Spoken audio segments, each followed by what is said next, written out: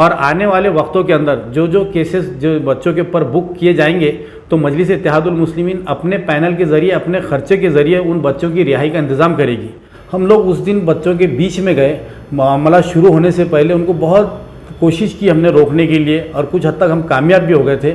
लेकिन एक जो दूसरा माप आया तो दूसरे माप ने आके जो है तो वहाँ पर उसके अंदर भी कुछ लड़के थे जिन्होंने जो है तो ऐसी वाक़यात पेश करे, पथराव वगैरह करे, जिसकी वजह से ये मामला बहुत ज़्यादा उलझ गया और ज़्यादा मज़ीद उलझता था। लेकिन अल्हम्दुलिल्लाह ख़राब करने के लिए तो एमआईएम दोषी है, ये इम्तियाज़ जलील दोषी है। उसके लिए उसकी एकदम पूरा ऐसा नीचे डाउनफॉल चल रहा था, उसने जानबूझ के दिमाग लगा के कुछ ना कुछ किया। उनका बोलना खासदार इम्तियाज़ जलील साहब ने जो उस दिन कारनामा पेश किया तो मैं समझता हूँ कि वो काबिल तारीफ़ था और उन्होंने जान जोखिम में डालकर जो है तो अपनी जान को दांव पे लगाकर न सिर्फ औरंगाबाद शहर बल्कि पूरे महाराष्ट्र के मुसलमानों की और यहाँ की मस्जिदों की और यहाँ के दूसरे इबादत गाहों की हिफाजत की उन्होंने। और बोलता नहीं मैं तो मंदिर में बैठा हूँ, बाहर दंगे चालू है लेकिन मैं मंदिर संभाल रहा हूँ। अरे तू काय का मंदिर संभाल, तूने तो दंगे करने लगाया उधर। लेकिन लोग तो बोल रहे हैं कि जान पे खेल के जो है तो इतने दंगे में पहुँचना पहली बार हमने ऐसा नेता देखा। गलत है, उसकी डुप्लिकेट पॉलिसी है, तुमको मालूम नहीं है। मेरे को एक ने बोला साहेब आपल्या मंदिरात तो आला आणि त्यांनी आपले कोणीच नाही आले, म्हटलं त्यांनी दंगा करायला लावला आणि तोच आतमध्ये बसला। के बाद में ये वाक़या पेश आने के बाद में जिस दिन जो वाक़या पेश आया सबसे बड़ी दुर्घटना की बात यह हुई कि पुलिस की गाड़ियाँ वहाँ पर जो थी 12-13 गाड़ियाँ जलाई गई और पुलिस के ऊपर पथराव किया गया, जिसकी वजह से मैं समझता हूँ कि पुलिस डिपार्टमेंट भी काफ़ी गुस्से में है और गुस्से में होने की वजह से उन्होंने दूसरे दिन से गिरफ्तारियाँ शुरू की और गिरफ्तारियाँ जो है तो बहुत बड़े लेवल के ऊपर हो रही है। हमारे पास कंटिन्यूसली उसकी शिकायतें आ रही है और कई बच्चों को जो है तो हमने खुद जाकर, मैं खुद हूँ, हमारे हाजी इसहाक साहब है और ऐसे कई कॉरपोरेटर्स हैं जिन्होंने जाकर जो बच्चों ने हमारे अपनी बेगुनाही का सबूत वहाँ पर हमें दिया। हमने उनसे यही कहा था कि अगर आपके पास उस दिन का सीसी फुटेज हो या कोई भी प्रूफ हो तो आप लेकर आइए, हम लोग चल के पुलिस स्टेशन में नुमाइंदगी करेंगे और आप लोगों की जो है तो नुमाइंदगी करके वापस लेकर आएंगे। तो ऐसे कई लड़के हैं जिनको हमने हमारे साथ में लेकर आए। लेकिन अब क्योंकि बहुत बड़ी तादाद में पुलिस के पास में एक लिस्ट है या वो जो है तो चेक कर रहे हैं और मोबाइल लोकेशन के ज़रिए जो वहाँ पर मौजूद थे जिन्होंने कुछ नहीं भी किया ऐसा समझ में आ रहा है, तो उनको भी पुलिस जो है तो उठाकर ले जा रही है। भाई ये जितने बच्चे हैं उन तमाम की जो है तो मजलिस इत्तेहादुल मुस्लिमीन की तरफ से जो है तो उनको क़ानूनी मदद दी जाए। जो बेगुनाह बच्चे जो अंदर जा रहे हैं तो फ़ौरन जो है तो खासदार इम्तियाज़ जलील साहब ने और डॉक्टर गफ़ार खादरी साहब ने जो है तो यहाँ के वकीलों की टीम को अपॉइंट किया। वकीलों ने जो क़ानूनी जो इसके अंदर पेचीदगियाँ हैं उसके बारे में बातचीत की और आने वाले वक्तों के अंदर जो जो केसेस जो बच्चों के ऊपर बुक किए जाएंगे तो मजलिस इत्तेहादुल मुस्लिमीन अपने पैनल के ज़रिए अपने खर्चे के ज़रिए उन बच्चों की रिहाई का इंतज़ाम करेगी। इसी बीच में मैं समझता हूँ कि और अगर कोई बच्चे आज उठाए जा रहे हैं, पुलिस जिनको हिरासत में ले रही है, तो हम लोग कंटिन्यूसली उनके जो है तो फॉलोअप में भी है। कुछ बच्चों को ला रहे हैं और कुछ बच्चों को वो जो है तो लोकेशन की वजह से कह रहे हैं कि हमको इनकी इन्वेस्टिगेशन करना ज़रूरी है क्योंकि इसकी तह तक जाना है, क्योंकि ये जो औरंगाबाद के नौजवान हैं इनका बहुत बड़ा रोल नहीं है इसके अंदर। लेकिन कुछ शरपसंद जो समाज कंटक लोग आए थे, हमको उन तक पहुँचने के लिए हमारी कोई तहकीकात करना ज़रूरी है। इसमें एक दूसरा सवाल ये आता है सबसे बड़ा कि एफआईआर जो दूसरा गढ़ था सामने उनका एक अरेस्ट नहीं बताया जा रहा, उनसे एक एफआईआर नहीं बताया जा रहा है, तो ये चीज़ क्यों सामने नहीं आ रही है, इसकी मांग क्यों नहीं कर रही है? देखिए एमआईएम ने पहले दिन से भी ये कहा है कि वहाँ के कुछ बच्चों से भी ये बात की हमने कि आपके पास अगर उन लोगों के सीसी फुटेज वगैरह जो जिस तरीके से नारे मारते हुए आए थे, जिस तरीके से उन्होंने इश्तियाल अंगेज़ी की, तो वो सीसी फुटेज होंगे तो हमारे पास दो वीडियो क्लिप्स दो, हम जाके पुलिस कमिश्नर साहब के पास बैठेंगे। तो अभी तक तो हमारे पास में ऐसा कोई ठोस जो है तो वो क्लिप अभी तक आया नहीं, लेकिन यकीनन वो शरंगेज़ वहाँ आए थे, उन्होंने शरंगेज़ी की। कल पुलिस कमिश्नर साहब ने हमें ये बताया कि पहले 4 लड़के आए थे, उन्होंने वहाँ पर जो है तो इश्तियाल अंगेज़ी की, उन्होंने नारे वगैरह मारे। उसके बाद में एक यहाँ के लोगों ने जाके उनको समझाया कि रोडों के ऊपर मत करो, आपका त्यौहार है, आप लोग मनाइए, लेकिन आप इश्तियाल अंगेज़ी मत कीजिए। उसके बाद में ये यहाँ से गए, उनके कुछ हुज्जत पंचायत हुई, उन्होंने जाके और 10-12 लेकर आए। तो पुलिस के पास वो रिकॉर्ड मौजूद है। कल पुलिस कमिश्नर साहब ने खुद कहा कि हमारे पास में वो चीज़ें भी दस्तियाब है, लेकिन मैं समझता हूँ कि वो रिकॉर्ड पे हमारे पास नहीं होने की वजह से हम लोग नासिर भी कहीं ना कहीं अभी देखो जो दौर चल रहा है, इलेक्ट्रॉनिक दौर चल रहा है, और कहीं ना कहीं अगर जो वो क्लिप सामने नहीं आती है तो आपको इसमें कोई साजिश नजर नहीं आ रही? देखिए, साजिश तो बहुत गहरी है। जैसा कि इम्तियाज़ जलील साहब ने कहा कि ये जो स्क्रिप्ट लिखी गई थी ये बहुत भयानक थी, वो तो अल्लाह का लाख लाख शुक्र है कि बर वक्त जो है तो इम्तियाज़ जलील साहब ने जो कामयाब नुमाइंदगी की और वहाँ के समझदार लोगों ने भी आके जो बच्चों को इधर उधर किया, तो मैं समझता हूँ बहुत बड़ा हादसा पेश आया। लेकिन इसकी जुडिशल इंक्वायरी का जो है तो कमिश्नर ने हमसे वादा किया कि ये इसकी मैजिस्ट्रेट जो है तो इंक्वायरी होगी और जो लोगों को जो शिकायतें हैं वो मैजिस्ट्रेट के सामने जाकर सारी चीज़ें बताई बोले। एक तरफ चंद्रकांत खैरे बोल रहे हैं कि ये दंगा कराने में इम्तियाज़ जलील का ही हाथ है। हम बीजेपी से बात करते हैं तो बीजेपी एक तरफ ये बोलती है कि वो मंदिर बचाने नहीं गए थे, अपने आप को बचाने गए थे। तो ये क्या बात है? मतलब ये कुछ समझ में नहीं आ रहा, जनता भी कंफ्यूज है। देखिए, चंद्रकांत खैरे एक ऐसे लीडर है जिनकी बात को कोई भी सीरियस नहीं लेता और वो हमेशा कभी भी जो है तो उठ पटांग बातें करने के लिए मशहूर है। उनको ये समझना चाहिए कि शिवसेना कह रही है कि बीजेपी ने की, बीजेपी कह रही है कि शिवसेना ने की। उसके अंदर मजलिस इत्तेहादुल मुस्लिमीन का उस दिन का जो रोल था, अगर ये चीज़ें करवाने वाले रहते तो आपके जैसा पीछे छुप के बैठते थे। जिस तरह वहाँ उनके नेता कहीं नज़र नहीं आए, बाद में जो है तो खाली स्टेटमेंट दे के ये लोग अपने आप के पल्ला झाड़े। लेकिन यही मजलिस इत्तेहादुल मुस्लिमीन की नुमाइंदगी थी कि जो अपनी जान को ख़तरे में डालकर वहाँ पर उतरे। और ये जो कह रहे हैं कि मस्जिद के मंदिर के अंदर जो है तो इन्होंने अपनी जान बचाई, आप देखिए उसके अंदर अगर उस मंदिर के अंदर कुछ शरंगेज़ अगर वहाँ पर घुस जाते और वो मंदिर के अंदर अगर खुदा ना खास्ता अगर कुछ और दूसरे वाक़यात पेश आते तो आप अंदाज़ा लगाइए इसका। तो ये इम्तियाज़ जलील की दूर अंदेशी थी या भी उटपटांग बातें करने वाले। बिल्कुल, हम सोशल मीडिया की तरफ से तो खासदार इम्तियाज़ जलील को सलाम करते हैं। उन्होंने एक पूरे देश में बहुत बड़ा एक दंगा, एक हिंसा होने से बचाया है उन्होंने, लेकिन काम उनका यहाँ पे ख़त्म नहीं होता। औरंगाबाद की जनता ने उनको बहुत प्यार दिया है। अब उनका काम यहाँ से आगे शुरू होता है। जनता उनका इंतजार कर रही है। जो बेकसूर बच्चों को लेकर जाया जा रहा है, कब इम्तियाज़ जलील बाहर आएंगे, कब इम्तियाज़ जलील कैमरे के सामने आके बोलेंगे, कब इम्तियाज़ जलील गृह मंत्रालय से बात करेंगे? देखिए, पहले तो मैं इस सवाल का जवाब दूंगा कि जैसा आपने इससे पहले कहा कि इसके अंदर एमआईएम का हाथ है।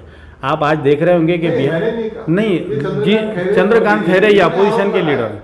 सवाल ये कि आपसे ठीक है, चंद्रकांत खैरे और बीजेपी इनका तो मेरा ये मानना है कि आज हिंदुस्तान में खाली औरंगाबाद के अंदर ये वाक़या पेश नहीं आया। आप देखिए बंगाल के क्या हालत है, आप देखिए गुजरात के क्या हाल है, आप देखिए बिहार शरीफ के क्या हाल है। तो क्या हर जगह इम्तियाज़ जलील और क्या एमआईएम है वहाँ पर? जी नहीं, ये सोची समझी साजिश है। ये जो है तो देश के अंदर एक अलग तरह का माहौल बन चुका है। वो तो हम लोग है कि हम लोग चाहते हैं कि अमन से हमेशा सब लोग मिलकर रहें। दूसरी बात, आपने एक सवाल किया अभी कि इम्तियाज़ जलील साहब कब आएंगे। मैंने आपको अभी कहा कि कल डॉक्टर गफ्फार कादरी साहब, मैं खुद शारिक नजबंदी साहब, हम लोग सीपी के पास गए। तो ये मजलिस इत्तेहादुल मुस्लिमीन का जो डेलीगेशन है इसको कंटिन्यूअसली असदुद्दीन अवैसी साहब का भी फॉलोअप है और इम्तियाज़ जलील साहब की भी इसके अंदर रहनुमाई है, नुमाइंदगी है उसके अंदर। अब हर चीज़ के लिए इम्तियाज़ जलील साहब ग्राउंड पे उतरना ये ज़रूरी नहीं है। आज उनको ऐसे ऐसे सवालात कर रही है मीडिया, उनको सारे लोगों को फेस करना है। आज उनको ये बताना पड़ रहा है कि शरंगेज तो दूर रह गए, अपने आप को एक क्लीन चिट देने के लिए उनको स्ट्रगल करना पड़ रहा है। तो ये जो है तो ये बातें फैलाई जा रही है। कहीं ना कहीं मजलिस इत्तेहादुल मुस्लिमीन से इनकी दुश्मनी है। ये नहीं चाहते कि सियासत के अंदर मजलिस इत्तेहादुल मुस्लिमीन जिंदा रहे। तो ये इनकी सियासी रोटियां सेकते रहे, उससे मजलिस को कोई फ़र्क पड़ता नहीं है। लेकिन मजलिस ग्राउंड पे उतर के लोगों के बीच में काम करने वाली जमात है। इम्तियाज़ जलील ने जो सामने वाले लोग हैं जो भी है उनके मनसूबों में पानी फेरा मंदिर पहुँच के, ये हकीकत बात है। क्योंकि इन्होंने जो स्क्रिप्ट लिखी थी, इम्तियाज़ जलील साहब ने वही कहा है कि इन्होंने कहीं अंदाज़ा नहीं लगाया था कि स्क्रिप्ट के अंदर इनकी जो पिक्चर बनने वाली थी, भयानक पिक्चर जो बनने वाली थी, उन्होंने अंदाज़ा नहीं लगाया था कि ये मजलिस इत्तेहादुल मुस्लिमीन के खासदार इम्तियाज़ जलील साहब वहाँ पर आके ऐसा रोल अदा करेंगे कि इनकी सारी प्लानिंग फेल होगी। क्योंकि मैं समझता हूँ कि उसके अंदर जो कुछ शरंगेज थे वो मतलब कल हमें बताया गया पुलिस डिपार्टमेंट की तरफ से 4 अटैम्प्ट किए उन्होंने मंदिर के अंदर जाने के, लेकिन वही खासदार इम्तियाज़ जलील थे कि उन्होंने 4 मरतबा उनको फेल किया। तो जो मैं समझता हूँ कि ये इसके अंदर अब आगे अगर गवर्नमेंट की अगर मंशा रही, अगर वो खुद इन्वॉल्व नहीं है, तो मैं समझता हूँ कि इसकी इंक्वायरी जो है तो बिल्कुल क्लियरली सामने आएगी। और अगर कहीं ना कहीं 19-20 है तो फिर इसके अंदर इंक्वायरी होना मुश्किल है। लेकिन फिर भी हम लोग अदालत के रास्ते हो या कोई भी रास्ते पे हो, हम मीडिया के ज़रिए हो, इनको बेनकाब इंशाल्लाह करेंगे। हम जब से कवर कर रहे हैं, जब औरंगाबाद संभाजीनगर का मुद्दा चल रहा था, हमने देखा खासदार इम्तियाज़ जलील हर चीज़ को बहुत समझदारी से ले रहे थे। आंदोलन ने पीछे लिया, क्यों लिया, ये सबको पता है। लेकिन जब औरंगपुरे पे सभा होती है, मुस्लिम लड़कियों को जो है तो बेइज्जत किया जाता है वहाँ पे, मुसलमानों के बारे में गलत शरत बोला जाता है और खासदार के बारे में भी गलत शरत बोला जाता है। सुप्रीम कोर्ट का एक फटकार सरकार को लगाई है कि जो भड़काऊ भाषण देते हैं, जो जातिवादी भाषण देते हैं, उनको जो है तो लगाम लगाना चाहिए सरकार ने। लेकिन कहीं ना कहीं एमआईएम ने उनके खिलाफ कहीं पर भी एफआईआर दर्ज नहीं की। देखिए, मेरे पास में एफआईआर की कॉपी है, उनके ऊपर जो है तो ऑलरेडी एफआईआर दाखिल हो चुकी। उसके बाद सुप्रीम कोर्ट ने कल जो उनके बारे में नोटिस लिया, तो वो मैं समझता हूँ काबिल तारीफ़ है। वो जो चीफ जस्टिस ऑफ इंडिया है चंद्रचूड़ साहब, जिन्होंने इनके बारे में बहुत सख्त एक्शन लिया। लेकिन हमारा सवाल ये है कि यही पुलिस को जब अंबादास दानवे खड़े रहकर कह रहे हैं कि तुम्हारी मस्ती उतार देंगे, तो हमारा सवाल पुलिस डिपार्टमेंट से है कि ठीक है, ये इसके अंदर तो जो बच्चे नहीं थे, जो तमाशा बन के खड़े थे, जो लोग इन्वॉल्व नहीं थे, किसके मोबाइल लोकेशन से आप लोग जो है तो आपके ऊपर जब बात आई तो आप इतना एक्शन ले रहे हैं। लेकिन आप वो लोग जो आपकी मस्ती उतारने की बात कर रहे हैं, हम तो सबसे पहले तो निंदा करते हैं कि पुलिस डिपार्टमेंट के बारे में ऐसे शब्द का इस्तेमाल होना चाहिए। तो पुलिस ने उनके बारे में क्या एक्शन ली? पुलिस डिपार्टमेंट होते हुए, वार्निंग देते हुए, जब ये राजा सिंह और ये जो सुरेश चौहान यहाँ पर आके ऐसी बदतमीजी की बातें कर रहे हैं, तो हमारे नौजवान जो है तो यकीनन बहुत ज़्यादा गुस्से में था। उसका जो है तो रिएक्शन जो ये जो चल रहे हैं, तो बच्चे को ये भी तो समझ में आ रहा है कि कोई भी उठ रहा है, कुछ भी बोल रहा है। मुसलमान ने ज़रा सा एक एजिटेशन के लिए आगे बढ़ रहे हैं तो उनको रोका जा रहा है। वही खासदार इम्तियाज़ अली साहब ने हालात ख़राब नहीं होना बोल के अपने पास से हमने धरना वापस लिए। तो ये सारी चीज़ें जो है पुलिस डिपार्टमेंट को और यहाँ की हुकूमतों को समझना चाहिए कि अगर देश अच्छे से चलाना है, सबको मिलजुल के चलाना है, तो वाकई ईमानदारी से चलाना होगा। ये नहीं कि आप एक कानून किसी एक के लिए रखेंगे और दूसरा कानून दूसरे के लिए बनाएंगे। ये हिंदुस्तान में पॉसिबल नहीं है। डॉक्टर बाबा साहब अम्बेडकर का संविधान ये इजाज़त नहीं देता है। औरंगाबाद शहर में जब से एमआईएम आई है, शहर में अभी बातें हो रही है कि पहले इतना जातिवाद नहीं था, एमआईएम ने कदम रखने के बाद में औरंगाबाद शहर में जातिवाद बढ़ गया। इसको आप किस नज़र से देखते? देखिए, उन लोग ये अपोजिशन वालों की बातें हैं, उनको ये समझना चाहिए कि आज देश किस तरफ चल पड़ा है। आज जो है खुलेआम हिंदू राष्ट्र की बातें हो रही जो संविधान में नहीं है। आज मुल्ला यहाँ रहना होगा ना तो पाकिस्तान जाना होगा, और यहाँ पर और हमारी माँ बहनों के लिए कैसे इस्तेमाल किए जा रही है। एमआईएम के आने के बाद नहीं हुआ। इन नादानों को ये समझना चाहिए, इनको उस नज़रिए से देखना चाहिए कि देश और आगे के हालात किस तरफ जा रहे हैं। इसमें हम अच्छाई से, हम जो है तो कानून की तरफ से जो है मदद लेके इसको अच्छा कैसा कर सकते हैं ये सोचना, ना कि एक दूसरे पे उंगली उठाना। औरंगाबाद में पहली मर्तबा या दूसरी मर्तबा कोई फसाद नहीं हुआ। आपके सामने इससे बड़े बड़े फसादात पहले मौजूद है, 88 के हो, 92 के हो, ये फसादात औरंगाबाद ने देखे हैं। लेकिन किसी एक पार्टी को इसका जिम्मेदार ठहराना, ये उन्हीं पार्टियों का काम है जो पहले फसादात करवाते थे। आपने अंबादास जी का नाम लिया है तो हम ये पूछना चाहेंगे, हमने महाविकास आघाड़ी की सभा कवर की है, उनकी एक बैठक थी, उसमें अंबादास दानवे ने खुले अल्फाजों में कहा था कि इनकी मंशा दंगा करवाने की है, मतलब बीजेपी के ऊपर बात कर रहे थे वो और एमआईएम के ऊपर, इनकी मंशा दंगा करवाने की है और आप सावधान रहिए, 2-3 दिन में इसका रिजल्ट आपको देखने को मिलेगा। जो राम मंदिर और शराब को लेकर हिंसा में देखने को मिला ठीक 2-3 दिन के बाद, तो आप इसको क्या कहने के मतलब ये अंदाजा था या उनको पता था? मैं समझता हूँ ये मेरा अंदाज़ा नहीं है, बल्कि ये इनका भी प्लान हो सकता है। जब इतनी कॉन्फिडेंस से ये लोग बात कर रहे हैं तो हो सकता है कि ये इन्हीं का प्लान किया हुआ एक मकसद होगा कि डिवाइडेशन करो और अपना खोई हुई सत्ता तक कैसे तो भी पहुँचो। आपने देखा होगा कि यही मजलिस इत्तेहादुल मुस्लिमीन की टीम जो है तो ये किराड़पुरा वाक़या होने के पहले 2-3 दिन पहले घाटी के अंदर भी ऐसा माहौल हुआ था। सिल्लोड़ के एक साहब जो मौलाना साहब के साथ में बदतमीज़ी की गई थी शरंगेज़ों की तरफ से, तो उस दिन भी यही माहौल पैदा हुआ था। लेकिन हम ही लोगों ने, क्योंकि रमज़ान का महीना चल रहा है, गरीबों की रोज़ी रोटी का सवाल है, यहाँ पे सारे समाज के लोग एक साथ हमेशा रहते हैं और रहना चाहते हैं। लेकिन कुछ लोग जिनकी सियासी कुर्सियाँ चली गई, मजलिस तो कोई सियासत की कुर्सी पर नहीं है। मजलिस तो आम तौर पे अपनी जो लोगों की खिदमत का काम करती है, सियासत करना भी नहीं चाहती है। लेकिन ये सियासी लोग इसलिए बेचैन है कि इनकी कुर्सियाँ चली गई है, तो ये कुर्सी तक पहुँचने के लिए हर हथकंडे अपना रहे हैं। लेकिन इंशाअल्लाह ताला इसके अंदर इनको कामयाबी नहीं मिलेगी। ज़्यादा लंबा नहीं खींचते हुए छोटा सा सवाल है, जो महाविकास आघाड़ी की सभा हुई संतुल मंडल में, उद्धव ठाकरे अब हर बार हर सभा में या प्रेस कॉन्फ्रेंस में जो औरंगजेब नाम का बंदा शहीद हुआ था देश के लिए, उसका उदाहरण देते हैं। इसको आप किस नज़र से देखते हैं? देखिए, उद्धव ठाकरे साहब जो है मैं समझता हूँ कि ये अभी ये बातें कर रहे हैं। आज महाविकास आघाड़ी के अंदर जो है आने के बाद वो बातें कर रहे हैं। आपने देखा होगा कि ये औरंगाबाद के लोगों के जो जज्बात औरंगाबाद शहर के नाम से जुड़े थे उसका ख्याल नहीं रखा गया। उन्होंने उनके वालिद साहब के जज्बात का ख्याल रखा। उसके बाद वो असम्बली के अंदर खड़े रह के खुलेआम ये कह रहे थे कि बाबरी मस्जिद तोड़ने में हमारा हाथ नहीं, हमारा पाँव भी है उसके अंदर, हमने बाबरी मस्जिद तोड़े, हमारे को उस बात पे फ़ख्र है। यही उद्धव ठाकरे साहब कहते हैं कि सावरकर जो है तो हमारे हीरो है।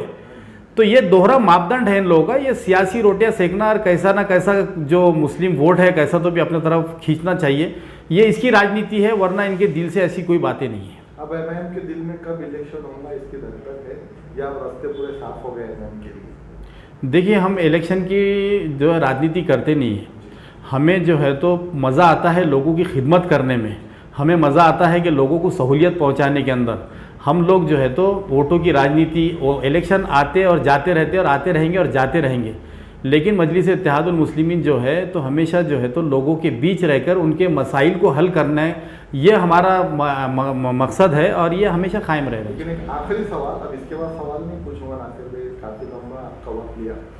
एमआईएम में कहीं ना कहीं अंदर एक खुशी की लहर है जो औरंगाबाद और संभाजी नगर का जो नामांकन हुआ है कि भाई अब अपने रास्ते पूरे आसान हो गए, मुस्लिम वोट वन साइड एमआईएम को मिलेंगे, महाविकास आघाड़ी से मुसलमान नाराज है, अब 40 के करीब जो है तो कारपोरेटर आने का अंदाजा ऐसा एमआईएम पार्टी लगा है। ये हमारे सूत्रों देखिए, ये मैं इस बात को जो है तो ये कहता हूँ कि आज भी हमारे तमाम लोगों के, मैं खुद मजलिस इत्तेहादुल मुस्लिमीन का एक छोटा सा अदना सा सिपाही हूँ, मेरे बाजू में बैठे शेख अहमद साहब कॉरपोरेटर है। ये हमारे दिल, हम अल्लाह को हाजिर नाजिर रख के बह रहे हैं कि ये नाम जब से बदला है हम लोगों को नाराज़गी हुई और इसकी नाराज़गी का एहतजाज हमने रोडों पे उतर के दर्ज करवाया। तो कौन कहता है कि हम लोग इस बात से खुश हैं? हमारे को ये चीज़ ना, ये पॉलिटिक्स से कोई लेना देना नहीं है कि सीटें कितनी आएंगी, अगर नाम बदल गया तो हमारे झोली में कितनी सीट आ रही। हमको तो अफसोस है कि एक तारीख़ी शहर का जो है तो नाम बदला गया और इस तारीख़ी शहर की जो है तो शनाख्त मिटाई गई है, जो हमारे लिए बहुत शर्म की बात है। हम इसके ऊपर अफसोस ज़ाहिर करते हैं और अफसोस ही ज़ाहिर करेंगे इंशाअल्लाह।